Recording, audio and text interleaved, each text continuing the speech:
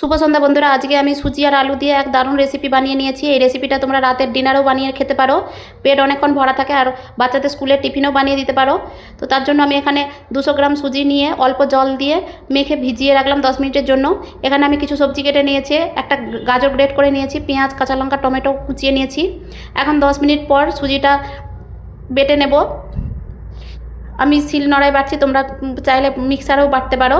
এখন সুজিটা বাটা হয়ে গেলে পারে কড়াইয়ের মধ্যে অল্প তেলের মধ্যে দিয়ে দিলাম কিছুটা সাদা সরষে, তোমরা সাদা সরষের জায়গায় কালো সরষেও দিতে পারো। দিয়ে দিলাম অল্প পেঁয়াজ, পেঁয়াজটা হালকা ভাজা হয়ে গেলে দিয়ে দিচ্ছি কাঁচা লঙ্কা কুচি। এখানে তোমরা গুঁড়ো লঙ্কাও ব্যবহার করতে পারো, আমি এখানে কাঁচা লঙ্কা ব্যবহার করেছি। দিয়ে দিলাম কিছুটা টমেটো কুচি। এখন দিয়ে দিচ্ছি কিছু গুঁড়ো মশলা, দিয়ে দিলাম স্বাদ পরিমাণ নুন, হলুদ গুঁড়ো, জিরে ধনের গুঁড়ো দিয়ে ভালো করে মশলাটা কষিয়ে নেব। এখন দিয়ে দিচ্ছি আগে থেকে সেদ্ধ করে রাখা 3টে আলু।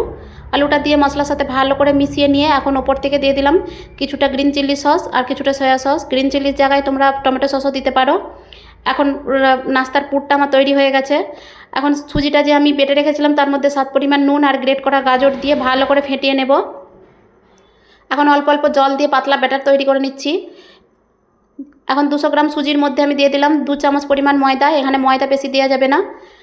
ময়দাটা ভালো করে মিশিয়ে নিতে হবে, একটা পাতলা ব্যাটার তৈরি করতে হবে। ঠিক গোলা রুটি করলে যেরকম পাতলা ব্যাটার তৈরি করি সেইভাবে গোলাটা তৈরি করে নিতে হবে। এখন একটা রুটি ভাজার চাটুর মধ্যে অল্প অল্প ব্যাটার দিয়ে পাতলা রুটি তৈরি করে নিয়ে ওপর দিকটা হয়ে গেলে পারে ওর মধ্যে তৈরি করে রাখা আলুর পুর দিয়ে এপিট ওপিট করে মুড়িয়ে নিতে হবে। ঠিক আমি যেভাবে তৈরি করছি নাস্তাটা সেইভাবে করে নিতে হবে। এইভাবে সব নাস্তাগুলো আমি বানিয়ে নিয়ে উঠিয়ে নেব।